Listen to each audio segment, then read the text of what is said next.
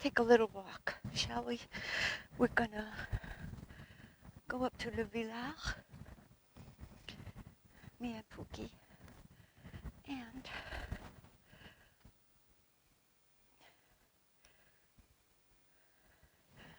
then walk down by the shaded path. Hey, Pookie, come on, this way. This is the town oven.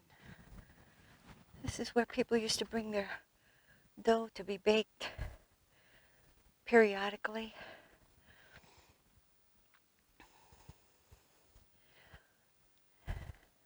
They'd cook all day. Then the people would come up and pick up their bread. And they could keep it in their cellar for a few weeks. It would still be good. Those thick, hard, crusted country breads. Some days of the year they still bake the bread in here, usually during some sort of a festival or a race or something. Sometimes they have like a skateboard race or a bicycle race coming through here, and then they'll make the fire and cook everybody's dough. You could buy the bread at night. Come on, Pook. If it's not you who's bringing the dough, you buy the bread. It's pretty cool. Over here is the chapel where we went up the other day to take a few pictures on arrival here. We'll take the path that goes behind there. Come on, Pook. Good boy. Stay with me. Good boy.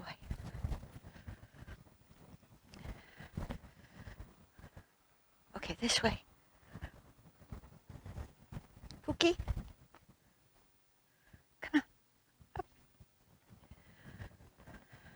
We're going to try and take as much of a wooded path as possible because it's pretty hot. It's about 1 o'clock right now. Here's the town trough. You can drink the water from here. When they used to march the cows by, they would drink here, but that happens once in the spring and once in the fall when they take it up to the pasture, the alpine pasture, and bring it down. Come on. There's some nice little houses here restored. When we first came up here in 1989, there were quite a few old houses that weren't abandoned, but that weren't being lived in. And we were able to buy a nice little place for a really affordable price, which was really lucky, because after that, these old houses, farmhouses, they're called, but you can call it a chalet too. They become really popular, and now there's not many left, and the price tag has certainly gone up.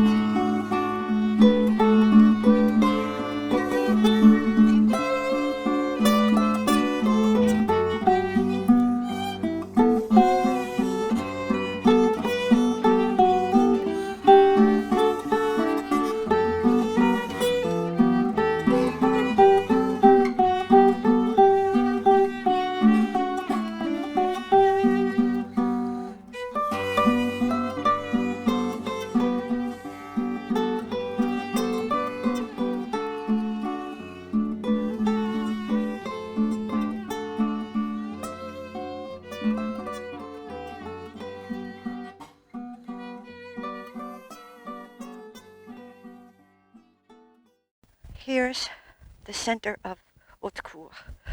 It's called Chef-Lieu. It's where the mairie is, and an old boys' school and rectory, a diocesan rectory, but now it's a gîte, which is kind of a hostel / inn owned by the town. There's the town hall, and there's the church Saint-Etienne, of which I described the other day, and our chapel, which is right above our house. Then,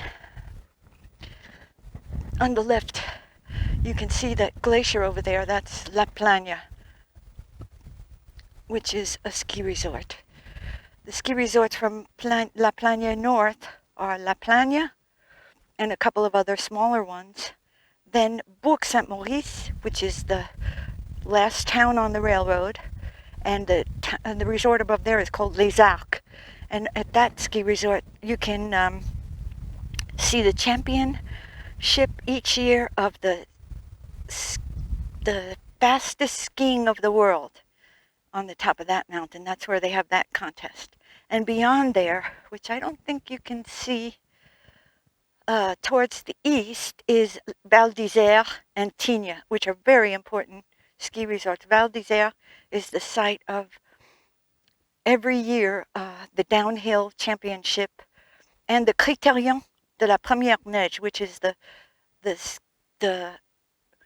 downhill race that kicks off the skiing season in France. Then, you can't see it, but more to the west from down there is the Col du Petit Saint-Bernard, which is the pass that leads between France and Italy. And it's named after Saint Bernard, where he had a hostel in the Middle Ages. He had a hostel that welcomed travelers. And he also trained dogs to help them out in the mountains if they were detained by weather or ill or frozen. And that's where you get that name, the St. Bernard dogs, with the little barrels of whatever, whiskey, brandy, I think it would be, or what you would call cognac. That comes from around there. Okay, coming back to the village. Here are the Twin Mountains, as you could see, and between them and a little beyond is the Mont Jovet. You get a great view of the Mont Blanc from there, which is the highest mountain in Europe. And here, just across the valley and halfway up the hill, halfway up the mountain, is Hauteville, which is an off-grid town. And a lot of people go up there for the summer. You probably need a 4x4 to get there. But we usually walk up there from this town, which is called Montfort. Great little town, beautiful, has a great view of Haute-Cour from there. We usually take pictures and try and spot our brother-in-law who has his camera out poised on us across the way. This is the other big town over there across the valley, just above this tree line here, is Notre-Dame-du-Pré. It's a really nice town too, and that's the one that you could take the road and get to Hauteville. Coming over here is the cross I mentioned, and extending past this little, the ascent of the Twin Mountains there, les Jumeaux. You come down the crête, the top, the summit, and over there, right around there, there is a cross on the other side of the valley, but I don't think you can see it today. It depends on where the sun is. If the sun is over here, you'll see it because it's got an aluminum cover, so it shines in the afternoon sun. On top of and beyond that cross over there, it's called the Croix de Fesson, is the highest peak in the Maribel and Courchevel resorts, called La Solière, and all the slopes that take off to go down into Maribel or down into Courchevel on the left go from that peak. Just to the right of that, I'll come over here a little more. Just to the right of La Solière, off in the distance, you might be able to see a glacier with some rocks sticking out of it. That's the glacier of Mont Vallon, and that is in the Vanoise National Park. In front of it is the Mont Vallon, and there are many slopes up there too that go down into Maribel. Towards the right, over here, is another bank of summits that lead either into Maribel. It was the site of the women's downhill during the 1992 Olympics, or into the Vallée des Belleville on the other side, which is the third resort of the three valleys, and also one of the more rustic, except for two high peaks way in the back. I think that might be them over there, which are called Les Menuires and bananas, Val Thorens. Then there's a few towns over there, and then you go on into more ski stations, including Valmorel. This is the place where we decided to settle in 1989, after having an apartment down in Moutier at the bottom of the mountain for a couple of years. This is Tino's hometown, and it's called Haute-Cour with 5 hamlets. His parents moved up here in, I think, 1970, and they built their own house, which is right near our house, which is very practical, for us at least. And we moved in the beginning, in January of 1989. Our second son was born just down the mountain from this house. Our first was when we had the apartment down in Moutier, and then we had a daughter too. And they grew up here until my oldest was about 12 years old. Then we moved back to New York to put them in school there and make a little money, because over here it's a little difficult to find annual jobs. There's not too much industry except for skiing, and the skiing is pretty fantastic, but unfortunately it's only a seasonal job. Many of the people who work here at the ski resorts in the winter go down to the Côte d'Azur, the Riviera, summer, and work down there for the summer season. We've considered ourselves really lucky to have this place and be able to raise our children here in a very outdoor and natural environment.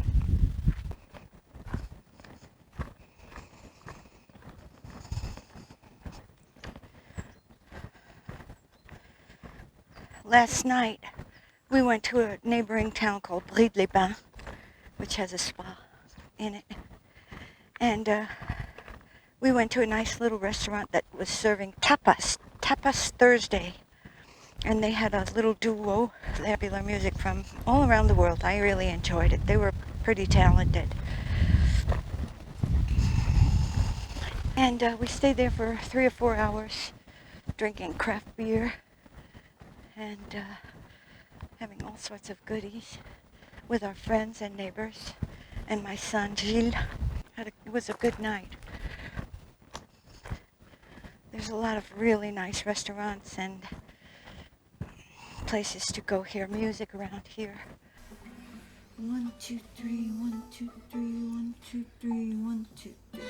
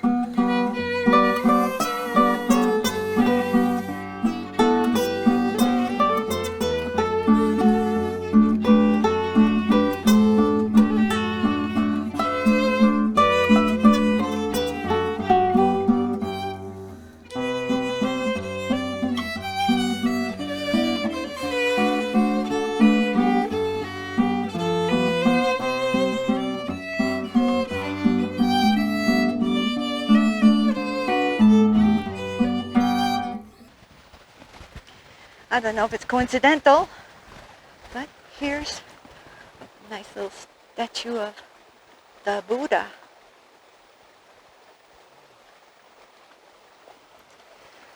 And there he goes. Yeah. You like that, buddy? Huh, Pookie?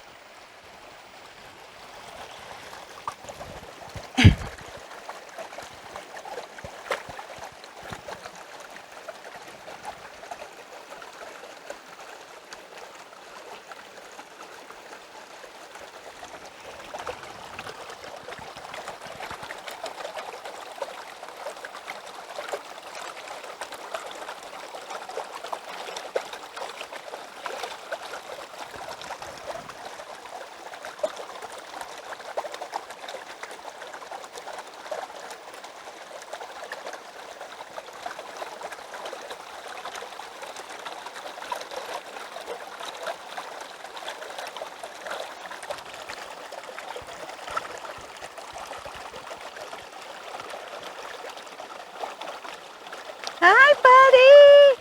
Are you okay? You see something? Do you see something? What is it? That was scary.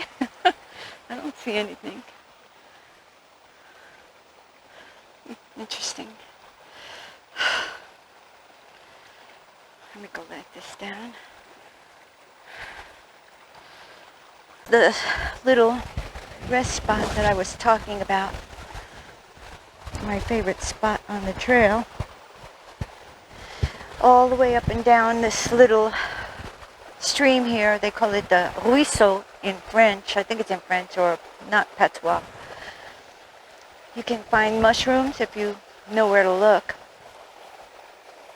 Mushroom gathering is a pretty popular activity in this part of the country as well as in Italy. And we are definitely fans. My husband is very good at finding mushrooms. I mostly go for just the joy of spotting one that's a good one instead of a poisonous one. And it's a great escape. It's a great excuse. It's a great excuse to go wandering about, get your exercise. I'm not very good at exercising just for the sake of exercising. I have to have some sort of a goal or purpose. And gathering fruit, nuts, mushrooms is always a great excuse.